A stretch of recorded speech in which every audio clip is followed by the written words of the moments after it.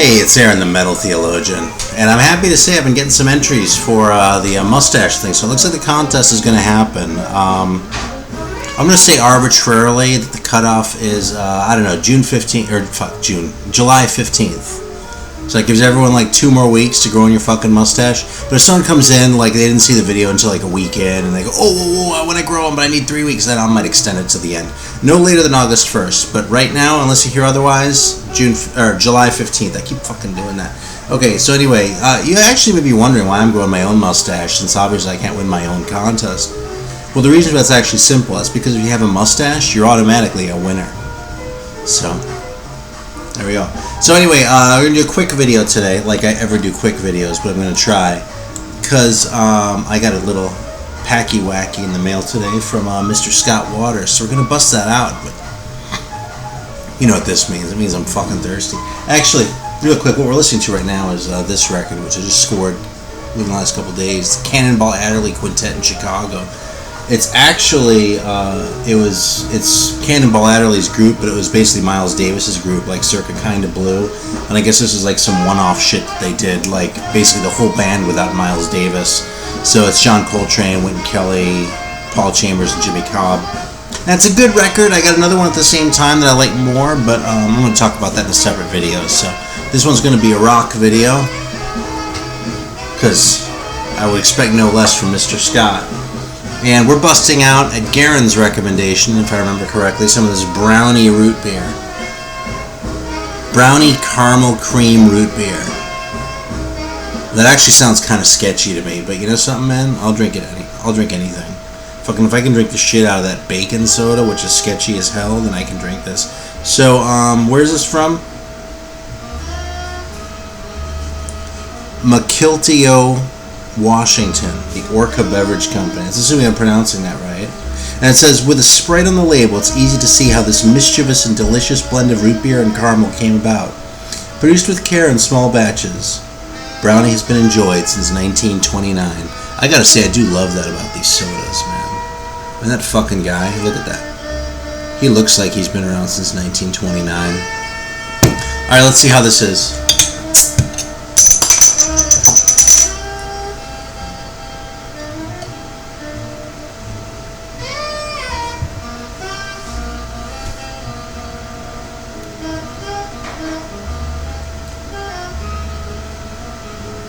Definitely tastes like root beer to start with. And then the caramel cream and the brownie actually kind of like spreads out in your mouth a little bit. It's really more caramel than, I don't taste any brownie in here.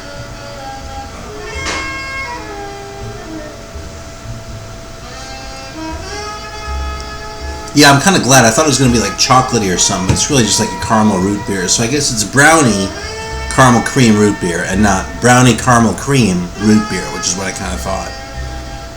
So, yeah, this is good though. It's kind of caramely, but it's really just like a hint of caramel in the root beer, and it's nice. So, alright, we're gonna bust this open. I almost pulled a Greeno on this. I actually cracked it open here.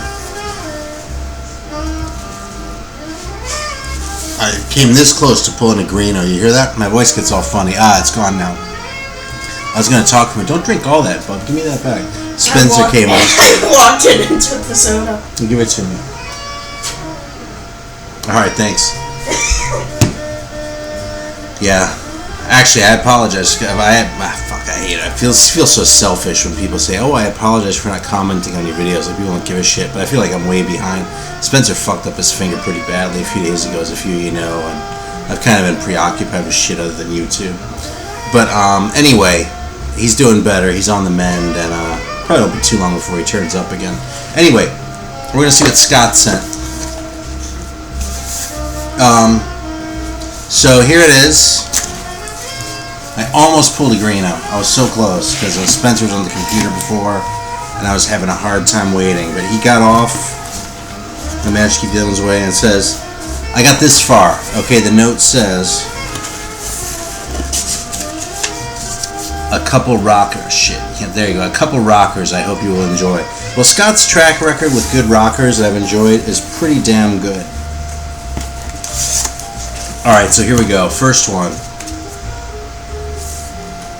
Oh man, yeah, I got some listening to do. Okay, first one. Silent Screams by Rez. And we're getting into sketchy territory here. It's funny, Scott's been like my hookup with Resurrection Band records. I almost feel like it's turning into a running joke. Late 80s Resurrection Band. I love this record. Hope you will too. Jesus Rock Forever. I've said on multiple videos that I had a copy of Between Heaven and Hell. I got it out of a dollar bin in LA. Thought the thing was a fucking piece of shit. Just thought it was really bad.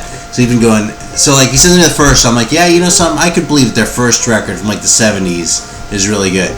Well, it sends me the second one. I'm like, I'll bet the second one's good too. Then like the thing is the fourth one actually from like 81. I'm like, you know, that one could still be good too because that one's like 84. Now this one's actually later. This one's 88. So we're sort of like, it's like we've been on this trajectory here of like the 70s ones, and now we're hopping over that shitty one over to 88, and we're seeing what they sound like then. And I gotta say, I have no idea. I am hopeful, but even if it's terrible, Scott's a hell of a guy. Just so everyone knows that, okay? Seriously though, but you know, Scott says it's good because he doesn't like that one either. Let's be honest. And now here's another one that I've never owned before, and honestly never been played before. But Scott's been talking about this lately, so he's proselytizing. And this is the, excuse me, I can't out my nose. I feel like the burn from the acid, you know. So this is the first Joe Perry solo record. Let the music do the talking, and you'd be surprised how late I learned that was actually a Joe Perry song before Aerosmith did it. That Aerosmith was actually covering the Joe Perry song.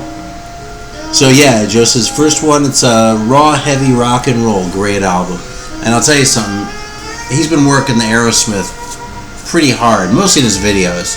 There's no like private shit going on behind the scenes, maybe a teeny bit, but only because I've kind of solicited it.